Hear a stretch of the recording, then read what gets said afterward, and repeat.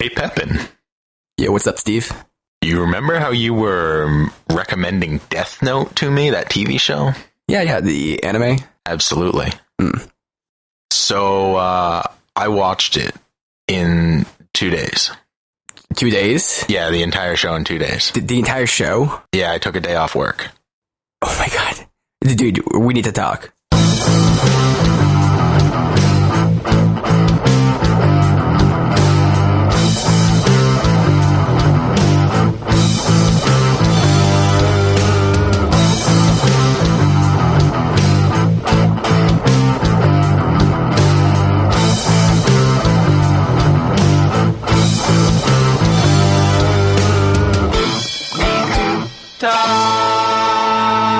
Welcome back. Glad you could join us.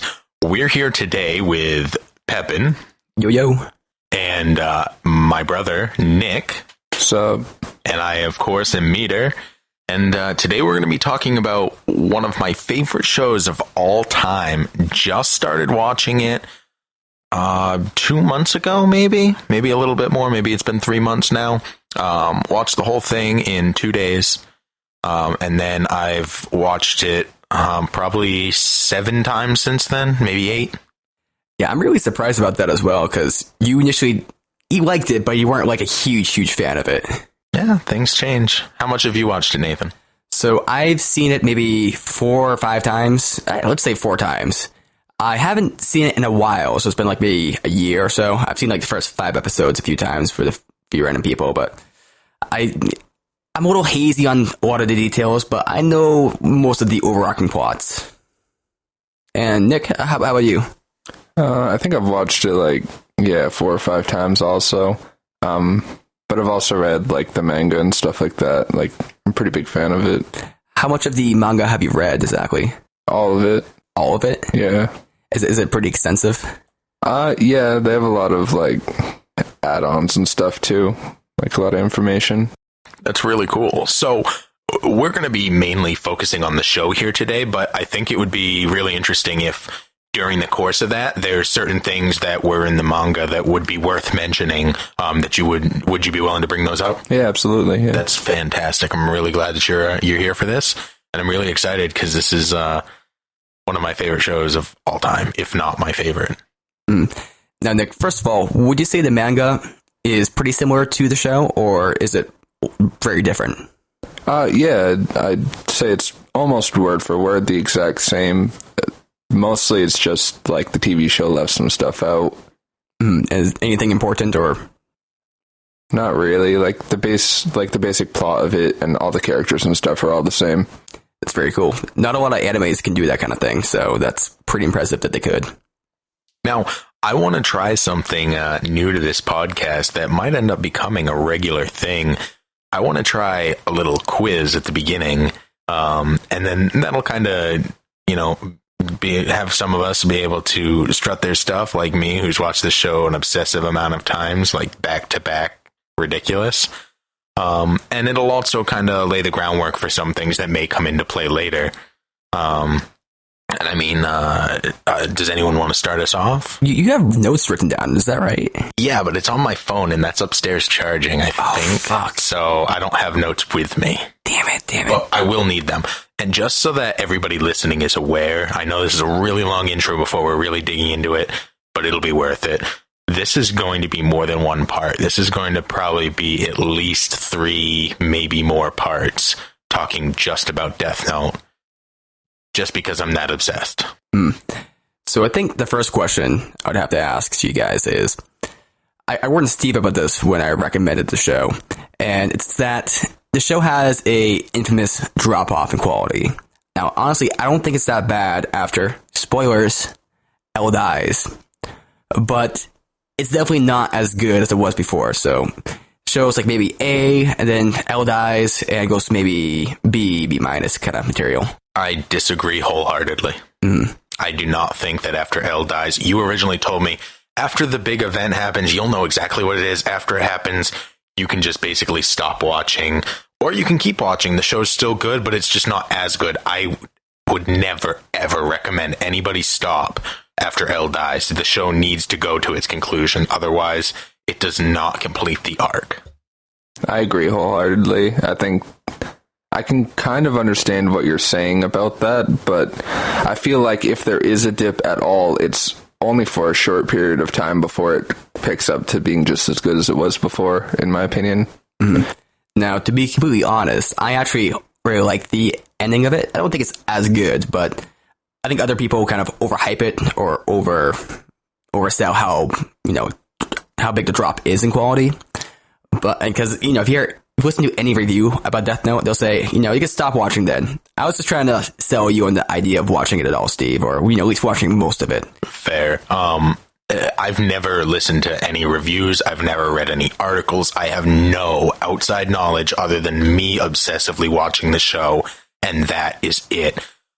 So honestly, had you not said something, and even though you did say something, I never saw a drop in quality. I have no idea what you're talking about. Cool. Nick, have you done a lot of research into the Death Note community, or have you read a lot of forum posts or theories on various soft topics? Almost none at all. I never really went online with it. There was some general theories about the show that I read. I think it might have been even Wikipedia or something like that one day, but nothing that really I found all that interesting. It was mostly just watching the show and thinking about it, or reading the manga and realizing other things I missed during the show that I kind of was influenced in my theories about it. Right. I myself have done a little delving into the Death Note community, Death Note, theories and stuff, but not very much. It's mostly just YouTube comments, because I couldn't find Death Note anywhere but YouTube for a little while. I don't know why. And now it is on Netflix. It is. So if you haven't seen it, then you shouldn't be listening this far, because we've already dropped some spoilers. But even if you know the spoilers, watch it. Now, I think at this point it would be awesome. Let's go into the quiz. I want to know if you guys know what year this show took place and started in. When Light first gets the notebook, what year is it? 2004. 2006. It's 2007. Really? Yeah, and you actually see that on when L first installs cameras in the Yagami house. There's a quick shot from inside the camera, as if you're looking through the surveillance camera, and it says a date at the bottom is January 2007. Then that would mean that he got the Death Note in 2006, because that would be the next year in January. The first time that all the members met L, it was on New Year's Day, so it became 2007. But 2006, 2007 is around the time. Fair enough. I was trying to judge it by the technology, because a lot of the technology they have in it is, it's kind of advanced. You got computers, forums, and even flip phones and stuff. And to me, that's 2007 range, but 2004 range, but 2007 also makes sense for that technology. Mm. So I have a interesting fact about Kira, and in the show, they say that in America, he gets his. They're kind of on the forum. They were kind of getting his name after Killer, Killa, right? Or Killer, and it doesn't quite make sense, because Kira, how does that quite make sense? Well, it's because in the Japanese language, the R's are kind of somewhat between an L and an R, which is why you kind of hear I'm so ronery a lot of South Park. So to them, when they hear Killer, they hear Kara. And it actually translates over into the manga and the show and how they pronounce it. That's some pretty good background there. Yeah, because I know Light says they're calling me Kira, which they're taking from the English word killer. And by the way, that wasn't South Park. That was actually Team America that I'm So Ronery is from, when they spoof Kim Jong-il. America! Fuck yeah! Exactly. Okay. No, that's actually really interesting. You're pretty big into language, especially recently, huh? Yes. Let's bring up some of our major points here. Does anyone have anything burning that they want to lead off with? So, a question we started talking about, and this is kind of what maybe prompted us to have a actual discussion about this, is is L evil? Is L evil or is Light evil? Is L bad? You know, is he acting morally? Is he acting within his own kind of self-justified state? You know, would you say he is a good person? L is playing a game, and he only cares about winning the game. He's doing the exact same thing Light is doing. And I know I asked you at one point who you thought the epitome of good was in the show. And most people who I've asked that question to say L. And I disagree with that, because L is not above killing people in order to solve this puzzle, even if there's somebody who's a bad guy, somebody who's in jail or whatever, already on death row. L is not above putting them in harm's way in order to solve a puzzle. Yeah, I agree with that. I think that his main priority is just to solve the case, even if it does, like, use someone else's life to do so. So I would agree saying that L is probably not, like, the pure good of the show. So are we arguing here that he is not the pure good, or he's not, like, you know, morally, say, valorous? Or are we saying that he is somewhat morally neutral, or either morally, you know, bad? Is he like a bad actor, a good actor, or more of a neutral actor? He's neutral with a small lean towards good. I agree. And what's the small lean towards good comprised of? Trying to catch somebody who is doing bad things. So this is like kind of analogous to, say, a cop who is just kind of doing his job, and he's working for a paycheck. He's not really like necessarily doing things good. He is a cop. Yeah, he's a detective. Or let's say a doctor who, you know, cures people, but they don't really care about people so much. This picked it because it paid pretty high. Sure. Oh, well, a house. I think that was disgusting use of house there, and not accurate at all. And now I have to disagree with you. So, if L is morally neutral, what is Kira, or Light? Is he morally bad? I mean, he's definitely believes in what he believes. He has a whole kind of moral compass to himself. I mean, he at least justifies his actions. He's never like, did I do something wrong? He always has a plan and a reason. So is that kind of bad? I mean, what do you think of him, like, morally? I think of him as being the most evil on the show. He's probably pretty close to pure evil. Like, I don't think he actually cares about anyone but himself. I would say he's a sociopath, and also has a pretty large god complex. Like, he has a lot of issues. But is he not, in a way, a god?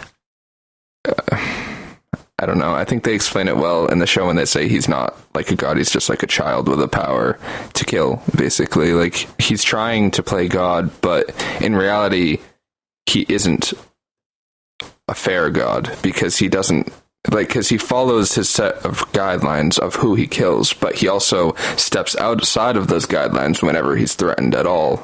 And that wouldn't probably be what an actual god would do, I would say. Like, they wouldn't be fearful of anything. But an actual god wouldn't need to be fearful of being caught. And exactly. Light makes it very clear. I'm not a Shinigami. There's a difference between a Shinigami killing people and a human killing people. And he never says it, but the biggest difference is that Light killing people means that other people are going to be after him. And a Shinigami, nothing can kill them. I don't think that justifies his actions by any means. Like, just because he can get caught, like, and he has the fear of that doesn't, like, mean that. Well, he also has another fear as well, and it's not just of getting caught, but it's of portraying himself as a godlike figure. He cares very much about how people perceive him, to the point where when the second cure started, you know, coming about, he was kind of mortified, because he's like, oh no, people are going to get the wrong impression of Kira. I need to stop this, because Kira wouldn't do this. This isn't something Kira would do. He's very, you know, he has a very good, not good conception, very well-defined conception of what Kira is and what he does, and he doesn't want that to get tarnished at all. I'm going to take the unpopular route here and make the argument that Light actually is good, and that if it wasn't for people trying to stop him, he would create a more just civilization. It might be more just, yeah, but it's not good by any means. Like, one person can't decide who lives and die. Like, that can never be a good thing. Like, that's not fair. Like, that's why democracy is like such like a loved thing, is because it's not just one person having all the power. Like, democracy is just groupthink in action, and it's a horrible way to run government. But regardless of democracy, Light is taking the weight of all of those murders on his shoulders. He's becoming a martyr in order to save all of civilization. He's taking away all of the bad people. So if he kills 10 murderers who each would have killed one person, the same amount of murders are happening. The difference is the people who are dying are people who are morally bankrupt. So one person is taking the weight of 10 people on his own shoulders and cleaning up civilization. And they say in the show multiple times that war is down and completely disappeared, and that crime is so low it might as well not exist anymore. This is part of the complexity, and that's a very utilitarian argument. He's doing more good by murdering these murderers than, if he were to not. And that's a hard argument to tackle, because the main thing you have to keep in mind is that you're having to trust his judgment. So if we look at Light as a god, we could say, okay, God's knowledge and judgment of people is perfect. Therefore, any people that he kills is, righteous. But in this case, he might have wrong beliefs. He might believe a little too much. And in the show, they indicate, I think Misa makes a comment about, wanting to kill people who are lazy or something like that. I'm going to get this wrong, but killing people who are lazy, and Light says something to the fact of, no, it's too early for that. That's later. And so he had plans to kind of go on to a, say, more tyrannical level. And maybe we just didn't see that yet in the show, because that was a much later plan. No, absolutely. That is definitely something that is discussed and is implied, that at some point he does want to get to the point where anybody who's not contributing to society will also be punished, and that everybody needs to be, an active member of a positive, good society. But my argument is that his actions overall are good. Like, what he's doing isn't necessarily good, and he may be flawed at some times, and he may make the wrong choices sometimes. It sounds like your main point there was that he's not perfect, and that sometimes he's going to make judgments that aren't necessarily along the righteous pathway. To some effect, it's not necessarily that he's not perfect. I mean, that's kind of obvious, but it's more that the more in depth he goes into this project, let's say he initially starts out killing serial killers and, really, really bad people. Okay, that might be fine. But then when he starts going into more subjective stuff, like whether someone contributes to society or whether someone does X, Y, and Z, starts going into his, his very mental conceptions of what's good, what's wrong, very, very many details about what makes a good person, what makes a bad person. And, killing someone or putting them in jail because, let's say, they, don't work enough or don't do X, Y, and Z that's very hard for us to think about. It's very hard for the hardest, the brightest minds in society to think about, and to trust, a person like Light with a responsibility. I don't think it's possible. Yeah, I mean, had he gotten to that point, like we said, it seemed like it was something that he planned to do eventually, but we never saw it in action. So to the point of where he made it, at very minimum, I think that what he was doing was overall good because of the outcome. I just want to tease out a small detail with Nick real quick. When you're talking about democracy a little earlier, were you meaning more like a republic, like he's infringing on people's rights, like, in a way, or is it more that people should have a choice over their society or their government or their culture?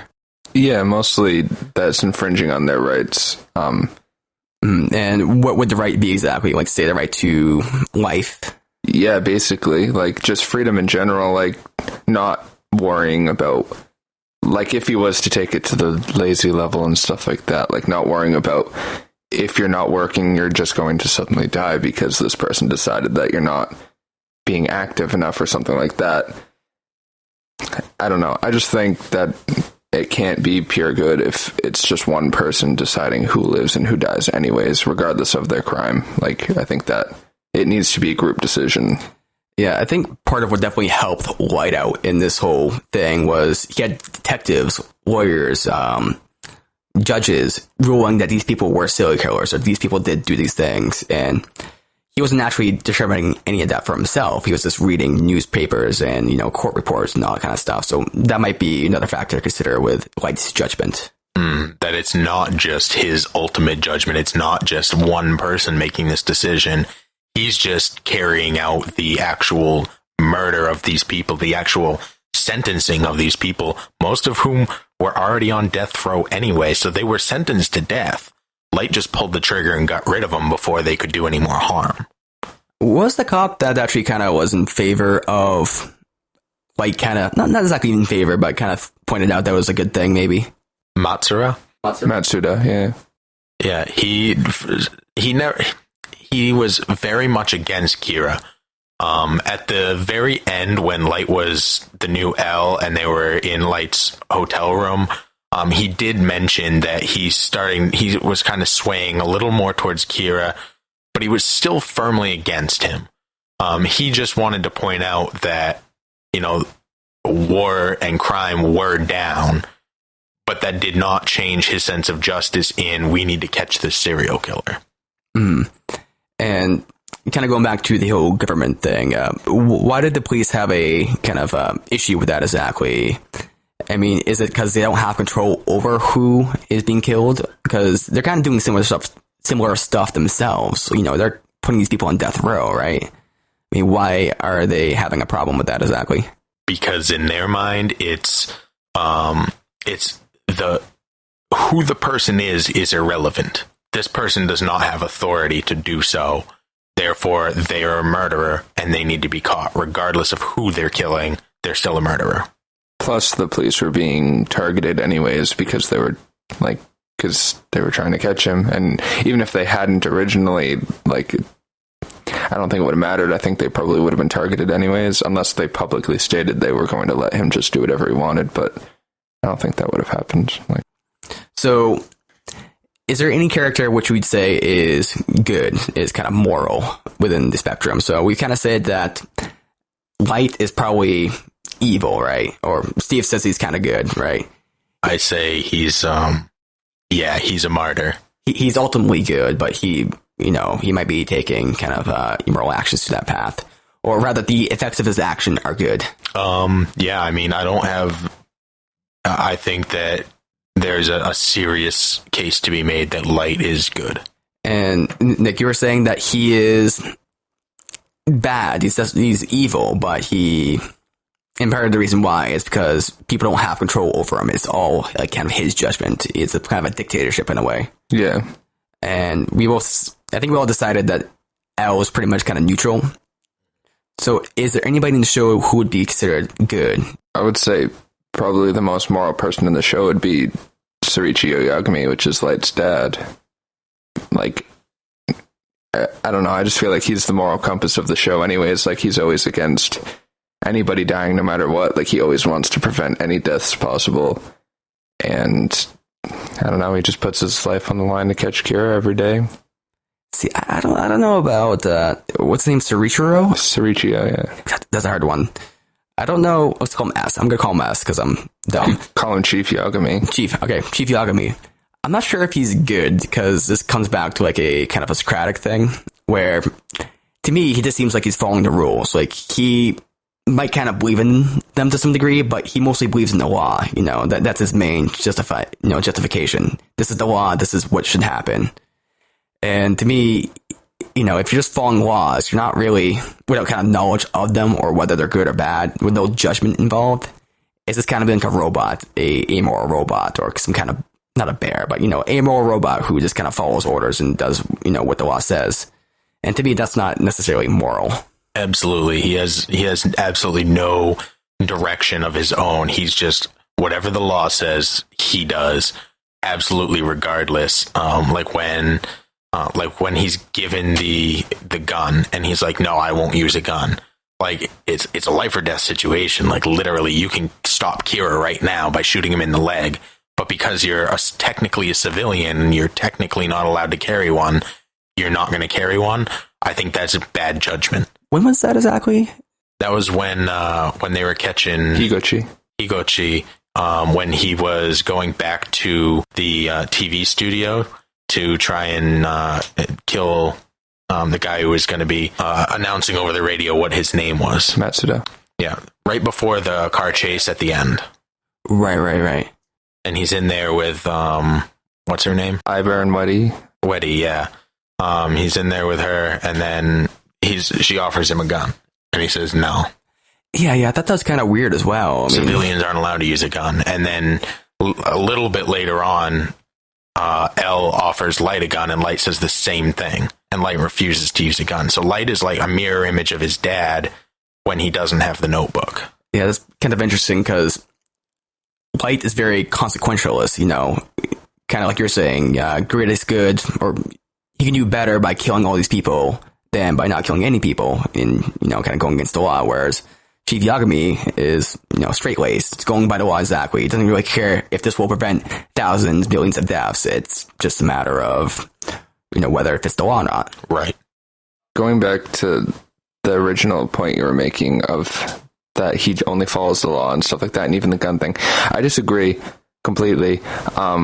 I think the gun thing makes sense. And also, even Iber says that he doesn't want a gun. He doesn't like using guns, and he's not even like any part of, like, he's actually a criminal, and he doesn't even like using guns. So I don't agree with that. And also, I don't agree with that he always, no matter what, follows the law, because multiple times in the show he doesn't. Like he allows like cameras to be installed, like a ton of them everywhere in both his house and another member of the police force's house, and that is against the law completely in Japan. Like that is totally an invasion of privacy, but he allows it anyways because he wants their names to be cleared. Is it against the law? Because the police have right to do pretty much whatever they want, and at that point they were still part of the police. Because I thought there'd be like what's it called, probable cause or suspicion, because they can do that kind of stuff with if you have legit suspicion of them. Is there another example as well?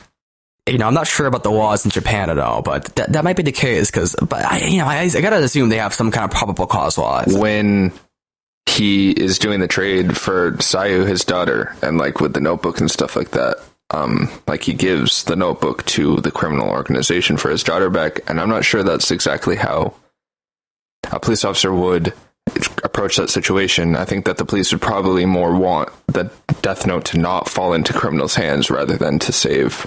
At that point, he's not a cop, and there's nothing illegal there. He did nothing illegal. Yeah, but that's not what we're debating. We're debating that he only ever follows law, and I don't agree with that. Right, and I haven't heard anything that fights against he only follows law. Well, yeah, I think he has a distinction in his head as well with his role, because he has a role as a cop, which is why he's not willing to carry a gun when he's just when he is a civilian, right? But then when he's not a cop, and training to notebook, he's also not a cop, so he doesn't feel bound by the law or to enact the law. It's not against the law to say exchange a death note for your daughter. Actually, he specifically states this is the right thing to do as a police officer and as a father. Yeah. So he does think he's following the law by doing so. And then you mentioned that Ivor doesn't like guns. That didn't sound like Ivor is like, no, it's against the law, so I don't want to use it. It sounded more like he was just like, I don't like using guns. Like some people just don't like using guns. But that's not the reason Chief Yagami did it. Chief Yagami didn't do it because it was illegal. That was his only reason. I agree. Ivor? Yeah, he was the con man. Oh, yeah, the one that was brought in with the girl. Yes. And yeah, he just had a distaste for them. Like he doesn't like into that. Right. Like, and the girl was Weddy. Mm-hmm. And it's interesting that the con man and the Weddy, the girl Weddy. Yeah, she specialized in like breaking into places, and she's a professional thief. Yes, that thief by trade. Yeah, they were into that just like on the side, and they got hired. Right. Yes. Yeah. It's interesting that they were would be so willing to help, but maybe not, because if they're thieves, they're probably prime suspects. I'm pretty sure that they mention it that they owe Elle a favor for something. They don't mention that in the show. They don't. They do not. I assumed that they were extremely well paid because Elle is loaded. Okay, one more character. And this one, I have a hard time thinking about. It's Misa. Okay. Misa Amani? No, Misa. Misa. Stop with that Misa crap. So, I don't know where Misa fits in on any kind of spectrum, because she feels like a child to me. You mean good to bad spectrum? Yeah, the good to bad spectrum. Like, whoa. She's arguably the most selfish person of the whole show. I wouldn't say selfish is the correct word. I would say that she is selfless towards Elle. Or Light, I mean, not Elle, sorry. Like, she just wants to do absolutely anything she can to help Light. But I agree that she's evil. Like, I don't like everything she does is not. The only reason she wants to help Light is that Light loves her. And that's selfish. Well, just to be clear, it's not exactly Light, but more Kira. Well, it's both. Yeah, it's both. She's like, because when she loses the memory after her Death Note is like she gives ownership of the Death Note to Rem. When she loses her memory, she still remembers Light and is in love with him and stuff, and that's knowing that they're not knowing that he's Kira. So when she doesn't know he's Kira, at one point, Elle asks her, what if Light was Kira? And she said that would be wonderful. And then she says that she loves Light the most, and like she's really grateful to Kira, but she loves Light. But if Light was Kira, he's like, well, wouldn't that be scary? And she's like, that wouldn't be scary at all. That's strange, because is there something about Light's personality that shines through with Kira? Misa loves Kira. Is there something about, that whole alter ego of Kira that shines in through Light that makes her love him? Like, I mean, is it related, or is it just, two different people? I think that she started as being in love with Kira, probably. And then when she met Light, knowing that he's Kira, but she still met Light as a person himself, I think then is when she actually fell in love with Light. And it didn't matter as much that he was Kira. Like, it still helped and she still loved it, but it wasn't so much that he was Kira, it was more she imprinted on him as a person. And she claims love at first sight. Well, I was just going to say, that helps prove the point that she was just in love with Kira, because literally first sight was seeing that he was Kira. That was the first time she ever saw him, was when she noticed that she couldn't see his lifespan, so he had to have been Kira. So, I mean, that could contribute to love at first sight, because it was the first sight of her seeing that who is Kira. Yeah, but one thing is clear. Light is popular with the ladies. Yeah. Well, I was just thinking about that. There's the reporter girl who I think he went on a date with on the bus towards the beginning. Yeah. And she was infatuated with him, even then. And then she loved Kira later on. And I don't know if that's like a trend, or there's only like two people I can think of, but Takeda is her name. Oh, Takeda. Well, her last name. Is there something about, the personality of Light and or Kira that kind of makes him... He's really cute and really smart. Yeah, he plays a mean game of tennis as well. He's pretty much good at everything he does. It's a genius. He's just really natural and effortless at everything he does, plus he's really attractive. So he's pretty much the Japanese version of me. Yeah. Well, okay, so I think we've dealt with a lot of the characters, and whether they're good or bad. I think there's probably some more appeal with this, and we could probably discuss it in a bit more detail. Yeah. I mean, Matsuda might be interesting, but I think he's a very, very complex character to tackle. I think we can tackle him in more depth next time on We Need to Talk.